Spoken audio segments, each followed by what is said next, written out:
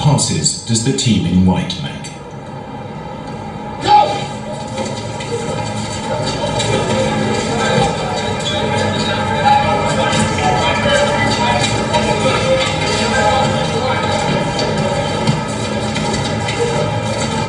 How many? The answer is 13. 13, good. But did you see the moonwalking bear? No.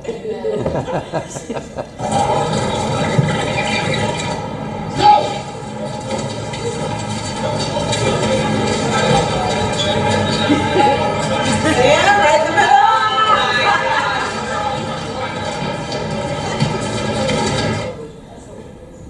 It's easy to miss something you're not looking for. So how many people missed it? Yeah. So this is a concept. There's a group, I believe they're at Case Western Reserve, but I can't remember what university for sure. This is a concept called inattentive blindness. So, and it's that whole concept. So what I asked you to look for was, or what they asked you to look for is counting the passes in white. And when that's all you're focused on, you don't even see the moonwalking bear come across the screen.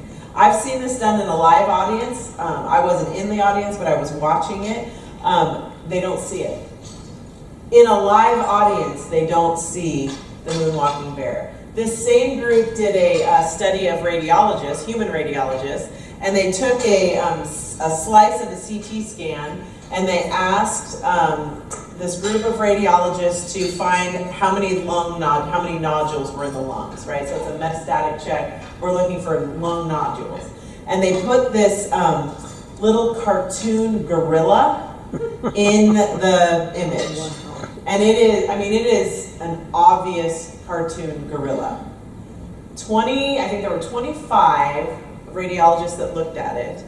21 of 25 did not see the gorilla. Which when you're a veterinary radiologist, this is an eye-opening wake-up call. You know, that satisfaction of search. I'm looking for nodules. I look for nodules. Oh, except I missed the big cartoon gorilla that's sitting up there. Now, in their defense, it kind of looked like airways. But it's so odd when you see it, you're like, that's a cartoon gorilla. What's even more fascinating to me is they had eye tracking software on the radiologists as they were doing this. The 21 that did not see it, 85% of them looked right at it. Wow. That's how powerful it is that we only see what we're looking for.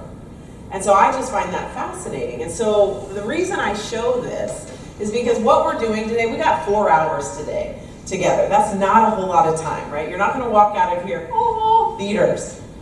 You're not going to, this isn't the end. This is just an awareness. I just want to bring to your awareness all these skill sets, how they come into play, what is leadership, what is influence, how do the two work together, how do we as veterinary professionals sabotage ourselves in these skill sets. So it's an awareness event, right? So we're going to move fast and we're going to just touch it. We're going to touch on things. So like obviously, I can do a whole workshop on the 4 core communication skills. Like it's a day-long workshop on those 4 communication skills. Obviously, we don't have time to do that. But I want to bring to your awareness some of these things that we're thinking about so you can go home on Monday and be more effective. So we're going to start. I want to start us on the same page. So what I want you to do is take out a piece of paper, your notepad or your tablet or your computer, however you take notes. I'm going to give you 1 minute, and I'm going to tell you this beforehand. You will see me picking up my phone and messing with my phone. I'm not checking my emails or text messages. What I'm doing is I put my stopwatch on, and so when I tell you I'm going to give you a minute, I actually give you a minute. Because my preference is for extroversion and I hate silence. And so I'll say, okay, I'm going to give you 2 minutes to talk about that, and then I'll really give you like 20 seconds. So this is just a way to hold me accountable. So when you see me messing with my phone, that's what I'm doing. I'm setting my stopwatch. So what I want you to do is just in the quietness of your own head, no talking, just I want you to define leadership. I'll give you about a minute to do that.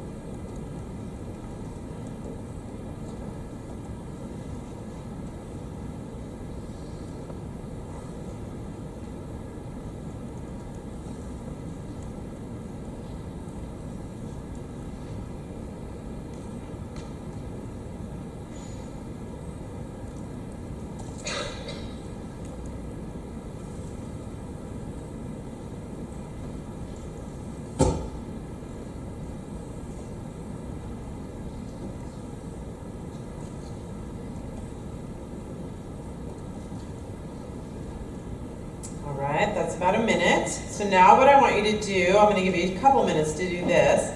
Find a couple, or at your table, or just a couple people sitting next to you. Share your definition and see, would you add something, change something, delete something. If you want to just flip around that way, you can talk to somebody. So I'll give you a couple minutes to do that.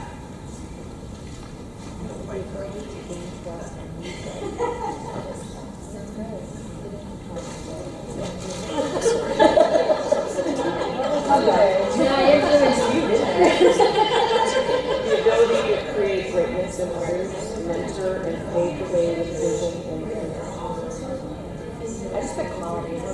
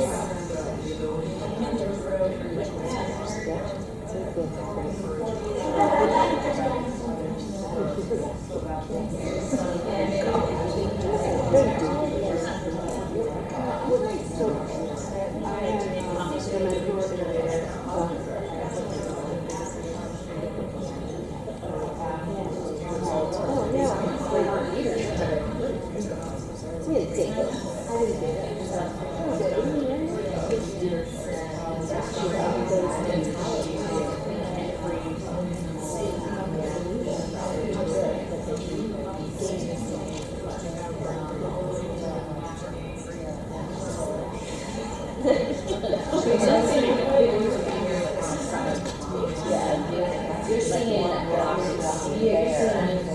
and I was like 13. If we had white on, I would have seen it.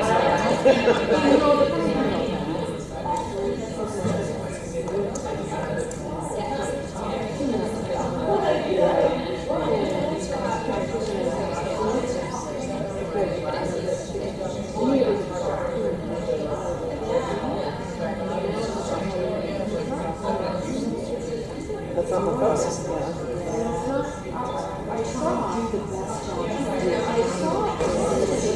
All right. What do you think? What is leadership? Ability to create greatness in others. Ability to create greatness in others. Okay, I like that. The ability to gain trust and use that to influence others. Okay, the ability to gain trust and then use that to influence others. Okay, I like that too. Positively influencing others to carry out the goals or the vision of the organization. Okay, positively influencing others to carry out the goal or vision of the organization. Okay, so you're adding a component of a goal or something that we're trying to accomplish, and leaders effectively guide people toward that goal. Okay, good. They have really good ones here. Okay.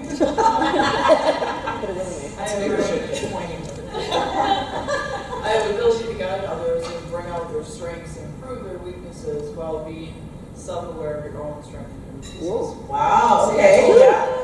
So you added a layer of the leader's job. The leader has a role in terms of their own, identifying their own strengths and weaknesses. It's not just telling other people what their strengths and weaknesses are, it's also identifying that within yourself as the leader. Okay, awesome. And then I had someone who has an interest of the group they're leading and is an advocate for that group. Okay. Has an interest in the group they're leading, as an advocate for that group. Okay, I like that. I think this is a hard concept to define. And so, I mean, and usually when we have this conversation, sometimes it's easier to define leadership just in terms of leadership qualities or attributes, you know, so what's a good leader, and what are the attributes that they have. What we do at the VLI is we use a definition, a definition that was put forth by Nordhaus.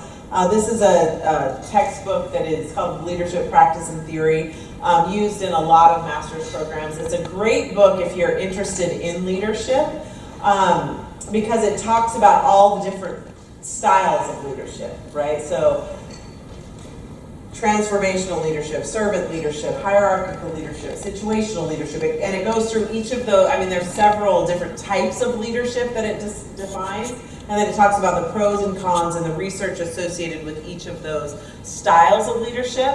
But ultimately, if we're going to talk about leadership, we have to start on the same page. And for us, this definition is by far the best definition of leadership that we've found in terms of how do we break it down into skill sets and make sense of it. So he says leadership is a process whereby an individual influences a group of individuals to achieve a common goal. So you've got a leader, you've got followers, you've got a goal. And those things together are what constitute leadership. Now the way we put those three things together, that's where we have all the different leadership styles.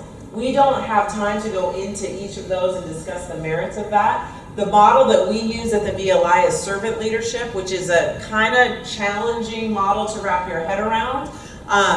But it's essentially, we believe if you are leading effectively using a servant leadership model, the people that you're leading don't even realize that you're doing it because you've got them there. They are the center. The achievement of the goal is very clear, and you as the leader are going to do whatever your people need you to do in order to be successful. That may mean leading from the front, leading from the middle, leading from the back. We don't know because every organization is going to be made up of different people. But for us, this is the bare bones foundation from where we start. It's a process. What is that? These are the words we love. Process, influence, and achieve. So what does process mean? What does that mean to you? Steps. Okay, so there's step-by-step kind of thing. Okay. Manual. Yeah.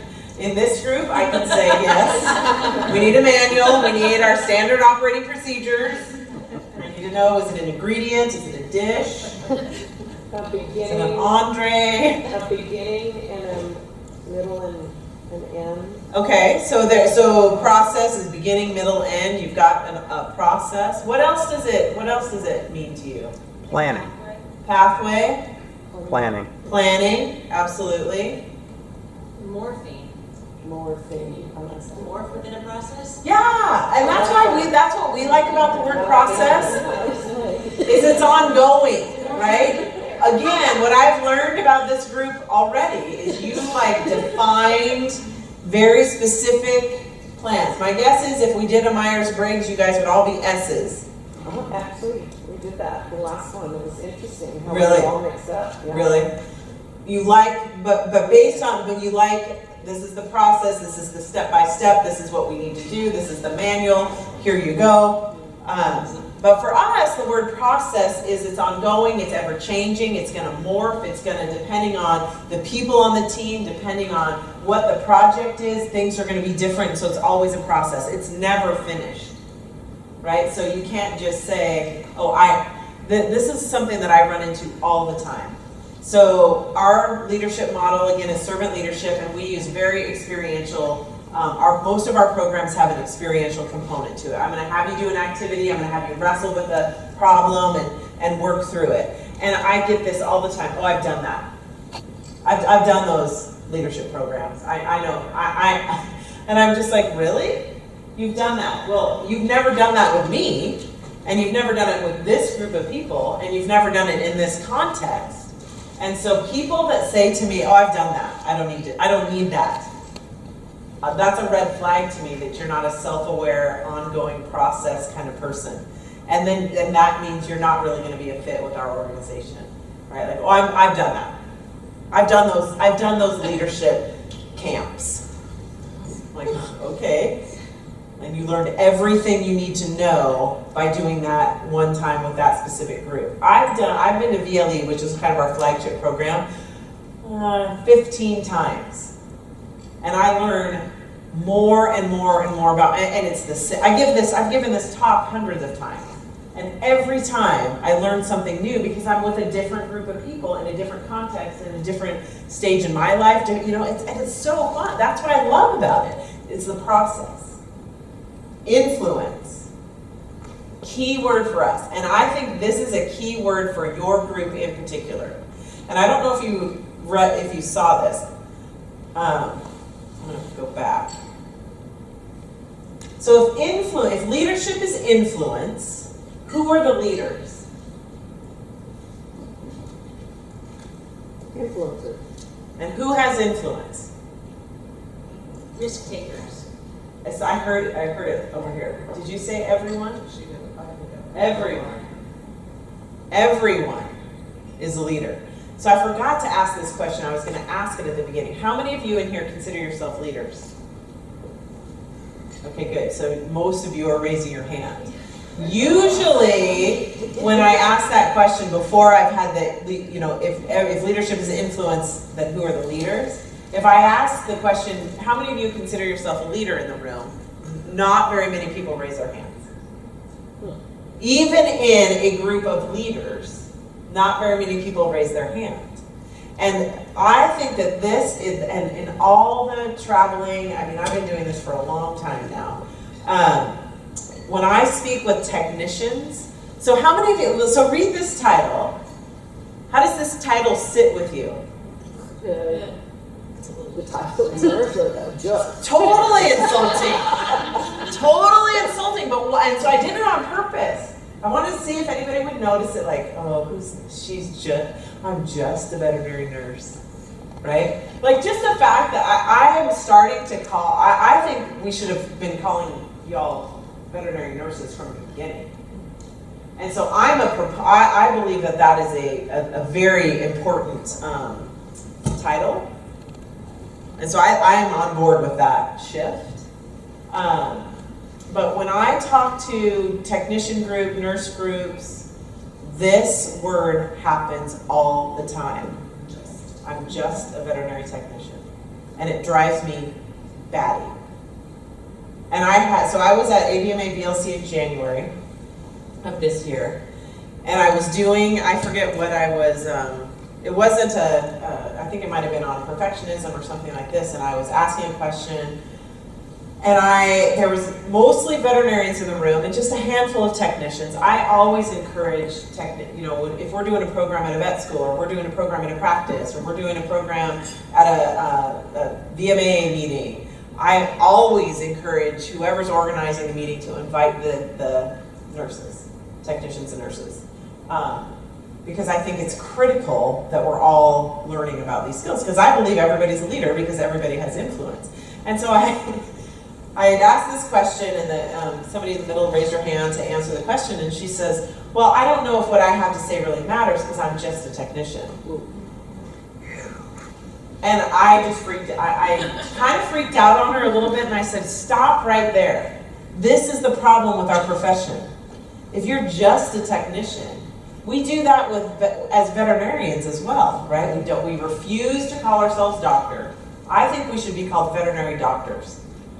Because if you say veterinarian, people are like, was that a 2-year degree? Did you know? I still have my physician colleagues totally clueless about what I do. Like, I went to veterinary medical school, and I'm actually probably more about physiology than you do, because I know about cats and dogs and cows and pigs and horses and reptiles and birds. And so I feel like I have better training in physiology than you do. So how dare you speak down to me? Well, of course you're going to speak down to me, because I can't even call myself Dr. Charles, right? So if leadership is influence, we are not just technicians or just nurses or just veterinarians. We are important. So influence is a huge word to us. And for me, in this group in particular, it is we got to recognize that it doesn't matter if you're not the lead technician. It doesn't matter if you have just as much ability to influence as anybody else. And then we like the word achieve. We don't put a whole lot of emphasis on the word achieve, because in our profession, achieving is not usually a problem. Like we're a group. We are a profession of achievers, but it is important. One of the things that we fail to do as a profession is identify goals, clearly articulated vision and goals. And so for us, this definition is really key. Talent Smart is a group that teaches emotional intelligence. They're based out of San Diego, but they added a couple words that I like. So essentially, they've taken the Nordhaus definition and added some things. Process of social influence, so they just add that little adjective to influence. But I like the greater good, right? Hitler was a great leader. He had unbelievable influence, but it was not for the greater good. And so at its very basic foundation, that Nordhaus definition is you've got a leader, you've got followers, and there's a common goal, right? And so how we put that together is going to be different. It could be that your leader leads from behind, right? Some people lead very well from behind because that's what their group or organization needs. And it may be, if you're really going to be an effective person of influence, you know what every person in your organization needs. Some people need to be led from the front. Some people need to be, some people need to be micromanaged. Some people, if you micromanage them, they will quit, right? You micromanage me and I'm out. But then there are others who they need that guidance. Millennials, in general, require a little bit more management. Xers, you micromanage and you're going to lose them all, right? So understanding your people, excuse me, and understanding what you need as a leader. My husband is he does not like to micromanage. So he's most successful as a leader when he has self-starter, highly motivated people on his team. If you are not a self-starter, highly motivated person, you're not going to do well under my husband because it drives him crazy. Like, why do I have to tell you what you have to do? Right? So he doesn't like that. I like telling people what to do. And so I like people who, I tend to be a little bit more comfortable in that role of outlining things. Here are my expectations, giving people guidelines. And so that doesn't bother me as much as it bothers him. So understanding who you are, understanding who your people are. It may be that you lead from the middle. What does that mean? We're not going to spend the time on that, but that's just some different ideas about leadership.